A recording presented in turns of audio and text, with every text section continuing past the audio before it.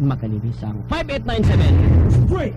Si kasamang Silbert nagkaroon sa linya magkasama. O sunod pohon di ay nanatay kauban pod nga usa ka Catholic faith defender no. Gikan sa Zamboanga del Sur nga mamahimo po datong anchorman diri sa DXDR Armen Dipolog no, si kisa to kasamang Kenneth no.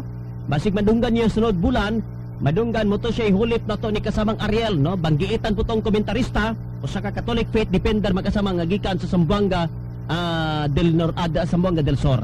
Nasa linya karon si kasamang Silbert may buntag. Mayong buntag, kasamang Bel. Yeah, go ahead sir.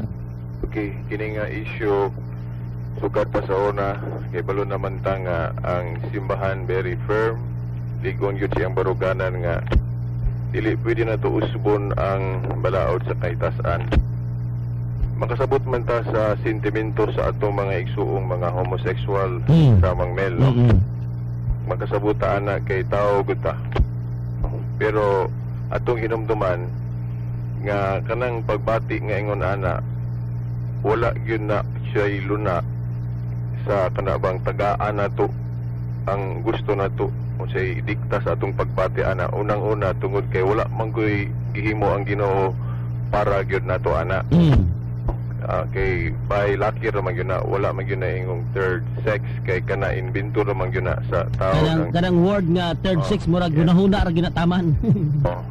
Pero mao lagi disorder na siya, kanang out of order na siyang pagbati sa tao nga gialaw sa Ginoo sa rason sa iya pong plano hibalo talawom kayo ang plano sa Dios. Dili man bo ipasabot nga kita nga mga normal dili ta homosexual nga wala tay disorder nga pagbati. Ako moingon ko nga naagihapon tay disorder nga pagbati kasamang Mel. Example minyo nako. Pero nganong maibog ko manggihapon kog laing babae. Correct. Kana hagit na siyang sa atong pagtuo kinahanglan ana tay sense sa pagpugong og unsay sala. Dili man ang happiness good ibase lang sa unsay gana nimo emosyon. Kay gani ang atong mga madre na aman sila happiness pod bisag wala sila partner. Ang atong mga pari nga faithful wala sila partner pero malipayan man pod sila. Itong nakasabot anang kalipay sa celibacy. So ang akong istorya lang gyud ana kasamang Mel nga ato lang yung hinumduman nga naatay simbahan nga gitahasan sa Ginoo sa pagpanudo ug unsay tinuod unsay dili na sa 1 Timoteo 3:15 nga ang simbahan haligi og sukaranan sa kamatuoran. So kinahanglan maminaw kita sa atong simbahan labi na sa gipamulong sa atong Ginoo sa Lucas 10:16 nga ang naminaw ninyo naminaw sab nako ang wala minaw ninyo asab minaw nako. So kung dili ta motuo sa atong spiritual leaders, atong moral teachers, sama ra nga wa ta manalinghog ni Kristo. So ang ako lang sakripisyo lang ta no nga andam ta mo hikling sa atong gusto kung kini nasupak man sa kabubuton sa Dios.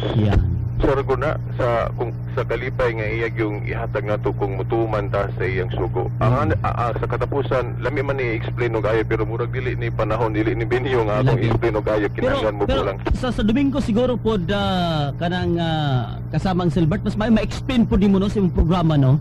Akong tuling kamutan i-twist na ako akong topic nga kanang nakay murag ginalali po na siya nindot po na siya kay actually doon na po may umaabot nga kuan pod kauban batanon pa ni muraga di ko masayop mga 23 anyos pa ni pero banggiitan pod ba sa Catholic faith defender po ni siya taga Zamboanga del Sur mamahimo namang umaabot nga reporter diri pohon murag makatabang pod ni labi na sa matag Domingo yung programa. Nalipay ko na kasamang Mel labi na kay parehas pud mi og paruganan. Ayan.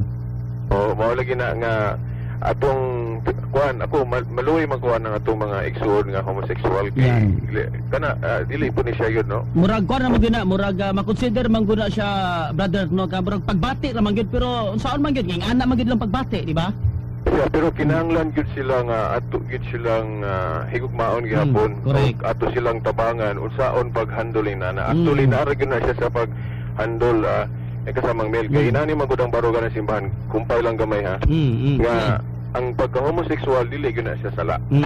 Okay, wala man kanang sala gud kana mang tinuyuan kay balukang sala na din imong buhaton. kana wa man mo tuyuan nga nibati kagingon ana.